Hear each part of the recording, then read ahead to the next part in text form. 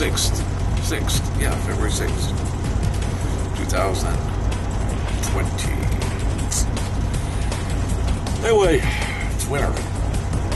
I'm just presently sitting in Ritzville, Washington. And we head over to, well, basically, I'm going to try to make Billings, Montana by night. It's just a touch over 9 hours, but I see by road reports I've got some ice in front of me. I got 2 major mountain passes to crawl over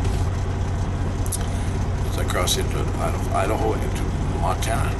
And then there's 2 smaller, fairly good grade little passes there in Montana.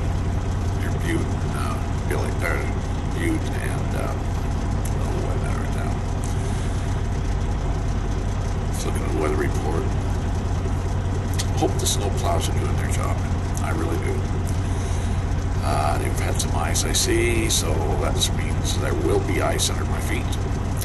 Right now it's like 34 degrees, so that's good. But as I get higher elevations, that's lower and be freezing.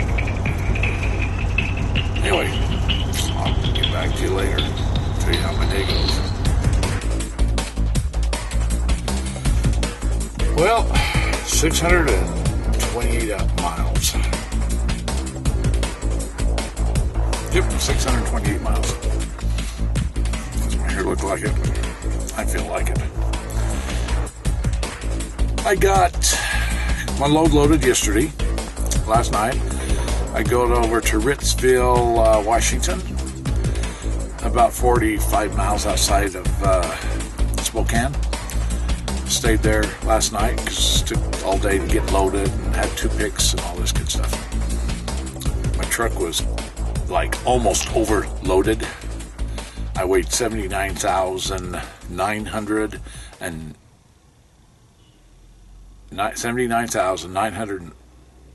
pounds.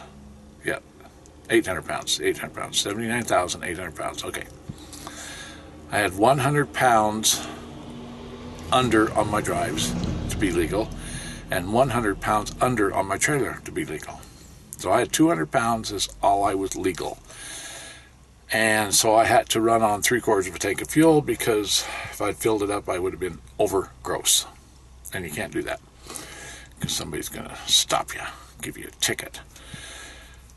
So anyway, that was yesterday.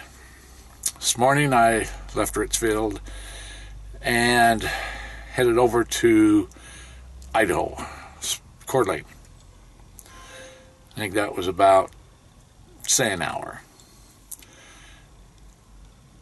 As I got, I think I was 5 miles from the Idaho border, I got a phone call. Meh.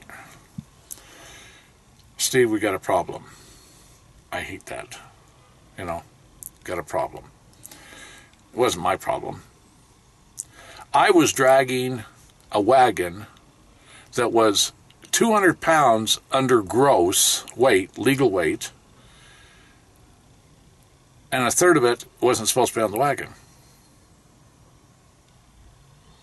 Third of it wasn't supposed to be in there.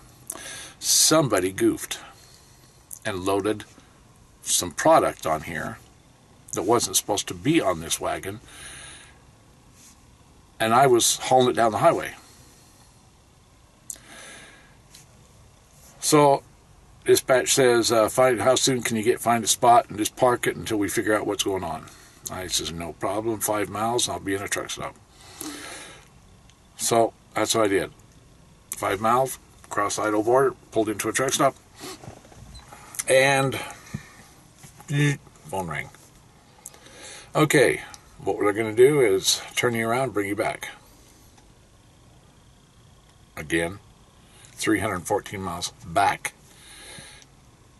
Okay, he says they're going to unload what's not supposed to be on there, reload everything when you get there. And it's going to be in the morning because I just got here. So you can tell it's getting dark and they've gone home for a day.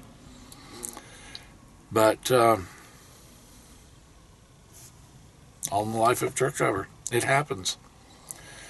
We deal with so many people. We deal with docks and warehouses and paperwork and computers and so much that goes into, and dispatchers and drivers, and there's so much that goes into every single truck that's moving down the highway, all this logistic stuff to make sure those trucks have on them what they're supposed to be taking. And that's what happened to me. I'm back here near Seattle. They'll unload it, totally unload it in the morning, totally reload it in the morning, leaving a few thousand pounds off that wasn't supposed to be on there in the first place. Which is better, because now I will be legal. I had about 44,000 pounds inside the box, double stacked. I could feel it. It was up in the air. I could feel that stuff. This time it'll be single stacked, and it'll be, I don't know the exact number, somewhere, let's give the number around 32,000. So they're going to be dropping my load by about 10,000 pounds. Still going to have good weight on my tractor, my drivers, my trailer, but it won't be so heavy that when I pull some of those steep hills that I've got to pull through, that I'll lose traction.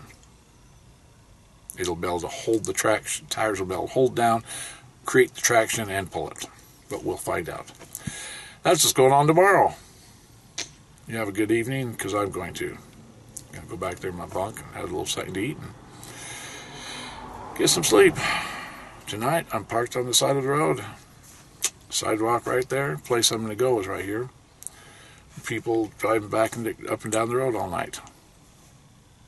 It's the reason we carry sleepers. Now you wonder why we carry our own beds, our little houses. We can't park these in motels everywhere. In fact, it's just really you don't do it. So we carry our own home. Hope like each and every one of you has got a home that you're actually can go and grab something to eat in the kitchen, that kind of stuff. Your family's there. Steve Allen. I'll see you tomorrow. Bye.